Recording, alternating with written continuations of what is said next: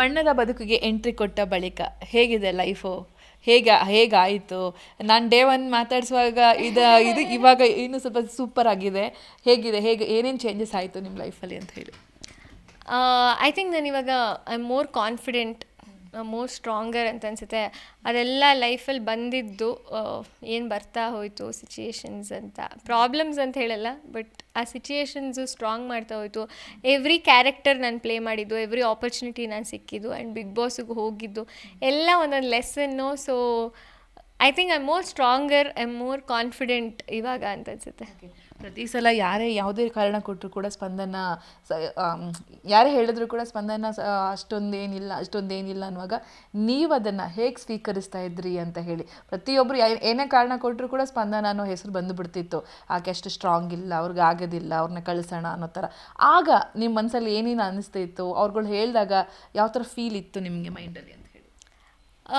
Every time ಯಾರು ಹಂಗೆ ಹೇಳಿದಾಗ ಅವ್ರನ್ನ I have to prove them wrong ಅಂತ ಅದೊಂದು ತಲೆಗೆ ಬರ್ತಿತ್ತು. ಬಟ್ ಇನಿಷಿಯಲಿ ಅದೇ ಸ್ವಲ್ಪ ಕಷ್ಟ ಆಗ್ತಿತ್ತು, ಯಾಕಂದರೆ ಸುತ್ತಮುತ್ತ ಇರೋರೇ ಅದನ್ನೇ ಹೇಳ್ತಿರುವಾಗ ಯಾಕೆ ಹಿಂಗೆ ಹೇಳ್ತಿದ್ದಾರೆ ಅಂತ ಒಂದು ಇದಕ್ಕೆ ಹೋಗ್ತಿದ್ದೆ. ಆಮೇಲೆ ಅಫ್ಕೋರ್ಸ್ ಅದವ್ರ ಸ್ಟ್ರ್ಯಾಟಜಿ ಅಲ್ವಾ, ಅದನ್ನೇ ಮಾಡಬೇಕಲ್ವ, ಇಲ್ಲಿ ಎಲ್ಲರೂ ಒಬ್ರಿಗೊಬ್ರಿಗೆ ಕೆಳಗೆ ಹಾಕಿ ಡಿಮೋಟಿವೇಟ್ ಮಾಡೋದೇ ಆಟ ಅಂತ. ಸೊ ಆ ಸ್ಟ್ರ್ಯಾಟಜಿ ಅನ್ನೋದನ್ನ ರಿಯಲೈಸ್ ಮಾಡಿಕೊಂಡು ನಂಗೆ ರಿಯಲೈಸ್ ಆಗ್ತಿದ್ದಂಗೆ ಐ ಥಿಂಕ್ ನಾನು ಸ್ಟ್ರಾಂಗ್ ಆಗ್ತಾ ಹೋದೆ ಅನಿಸುತ್ತೆ. ಅವ್ರು ಮಾಡ್ತಿರೋದು ಇದಕ್ಕೆ, ಯಾಕೆ ಕಾರಣ ಕೇಳಿದಾಗ ನನಗೆ ಸುಮಾರು ಜನ ಕಾರಣ ಕೊಡ್ತಿರ್ಲಿಲ್ಲ, ಹೇಳ್ತಿದ್ರು ಅಷ್ಟೇ. ಅದಕ್ಕೆ ಸ್ಪೆಸಿಫಿಕ್ಕಾಗಿ ಕಾರಣ ಕೊಡಿ ಅಂತ ಕಾರಣ ಕೊಡ್ತಿರ್ಲಿಲ್ಲ. ಸೊ ಅವ್ರು ಕಾರಣ ಕೊಡದೇ ಇರುವಾಗ it's not a strong reason ಅಲ್ವಾ ಅಂತ ಐ ಬಿಕೇಮ್ ಸ್ಟ್ರಾಂಗರ್.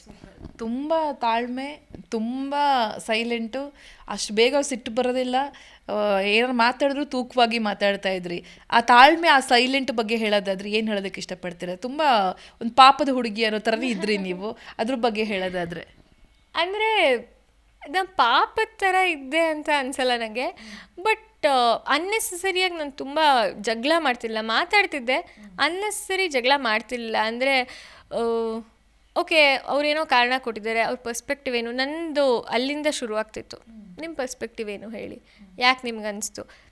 ಏಕಾಕಿ ನೀವು ಹೇಳಿದ ತಕ್ಷಣ ನೀನಿದು ತಪ್ಪು, ನೀ ಹೇಳಿದ ತಪ್ಪು, ನೀನು ಯಾರು ಹಂಗೆ ಹೇಳೋಕ್ಕೆ, ಆ ಥರ ನನಗೆ ಐ ಡೋಂಟ್ ನೋ, ಅದು ನಂಗೆ ಯಾಕೆ ಇಟ್ ವಾಸ್ ನಾಟ್ ಪ್ಲ್ಯಾನ್ಡ್. ಹಿಂಗೆ ಹೋಗಬಾರ್ದು, ಹಿಂಗೆ ಹೇಳಬಾರ್ದು ಅನ್ನೋದು ಇಂಟೆನ್ಷನ್ ಇರಲಿಲ್ಲ. ಬಟ್ ಅದೇ ಥರ ನನ್ನ ರಿಯಾಕ್ಷನ್ ಹಾಗೆ ಇರ್ತಿತ್ತು. ಬಟ್ ಕೇಳ್ತಿದ್ದೆ ನಾನು, ಯಾಕೆ ಹಂಗಂದ್ರಿ, ನೀವು ಯಾಕೆ ಆ ಒಪಿನಿಯನ್ ಯಾಕೆ ಕೊಟ್ರಿ, ಅವ್ರೇನೋ ಸಿಚುಯೇಷನ್ ಇದ್ದಾಗ ಆ ಸಿಚುಯೇಷನ್ಗೆ ನನ್ನ ಜಸ್ಟಿಫಿಕೇಷನ್ ಏನು, ನನ್ನ ಮಾತುಗಳೇನಿತ್ತು ಅಥವಾ ನನ್ನ ಒಪಿನಿಯನ್ಸ್ ಏನಿತ್ತು, it's still remain the same, ಅದನ್ನೇ ಹೇಳ್ತಿದ್ದೆ. ಬಟ್